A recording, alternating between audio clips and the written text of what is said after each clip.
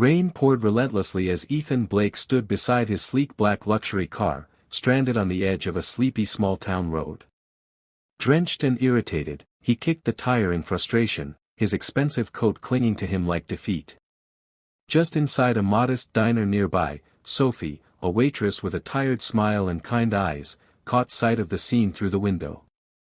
It was her short break, but something in the way the man stood, helpless and soaked, made her heart nudge. Without a second thought, she grabbed the umbrella by the door and rushed outside. She didn't know who he was, nor did she care. All she saw was someone in need. "Need a hand?" she asked, her voice soft but certain.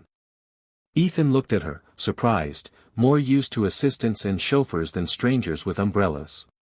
"It won't start," he muttered. She nodded, lifting the hood with practiced ease, rain dripping from her sleeves. "Let's take a look," she said, already scanning wires and connections. He watched her. This unassuming woman in a stained apron, unfazed by the rain, the engine, or him. For the first time in a long time, Ethan felt something rare, gratitude without power. Sophie crouched beside the car, her fingers moving with surprising confidence over the engine components. Dirt smeared across her apron, and strands of damp hair stuck to her forehead, but she didn't seem to mind. Ethan stood a step back, arms crossed, eyebrows raised in disbelief. "Where'd you learn all this?" he asked, genuinely puzzled. Most people, especially not waitresses in small towns, didn't know their way around a luxury car's engine. Sophie glanced up with a soft smile. "My dad was a mechanic before he passed. Taught me a thing or two." She shrugged like it was nothing, but there was warmth in her voice, pride, even. Ethan watched her closely. The rain didn't seem to bother her. Her focus, her ease, her willingness to help without question, it all caught him off guard. In his world, people only helped if they wanted something in return. But this woman, she was different. With every passing moment, the walls around his heart, built by years of boardrooms and betrayal, began to crack. Sophie wasn't just fixing his car. She was unknowingly restoring something deeper, his fading faith in simple human kindness. The engine sputtered, coughed, and then roared to life. Sophie laughed, a bright, genuine sound that rose above the drizzle. Ethan couldn't help but laugh with her, relief and surprise written across his face. He reached into his coat and pulled out his wallet. "Let me pay you for your time," he offered. Sophie shook her head with a smile.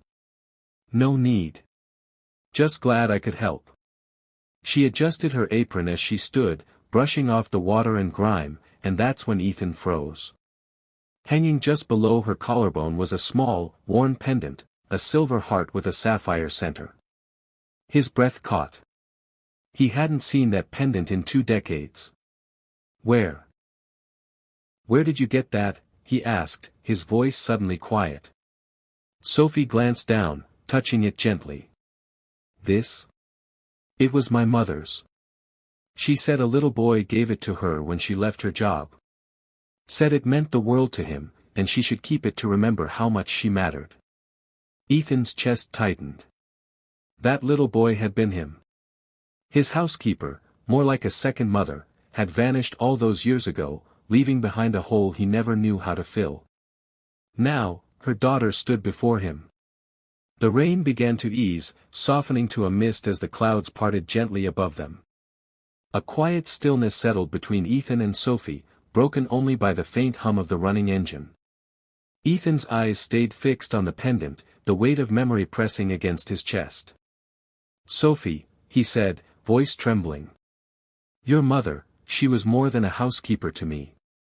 She was the only person who saw me, cared for me, when my parents were too busy building empires." His voice cracked, and his eyes glistened. "I was just a lonely boy, and she saved me with her warmth, her kindness. I never forgot her." Sophie's expression softened, emotion rising in her own eyes. "She talked about you sometimes," she whispered. "Said you had the kindest heart, even when the world expected you to be tough." Without another word, Ethan stepped forward and embraced her tightly, years of grief, gratitude, and longing pouring into the moment. "Now it's my turn," he said, his voice choked with emotion. "To give back. To honor her, through you." In that embrace, two worlds once separated by time and status quietly found their way back to each other. Weeks later, under a clear blue sky, Sophie stood beaming outside a freshly painted garage. The sign above read, "Sophie's Garage, in memory of Mom." Tools hung neatly on the walls, the scent of fresh paint still lingering.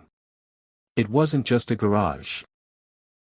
It was a dream come true, built on love, memory, and the quiet power of kindness. Ethan pulled up in a simple car this time, 2 coffees in hand and a warm smile on his face.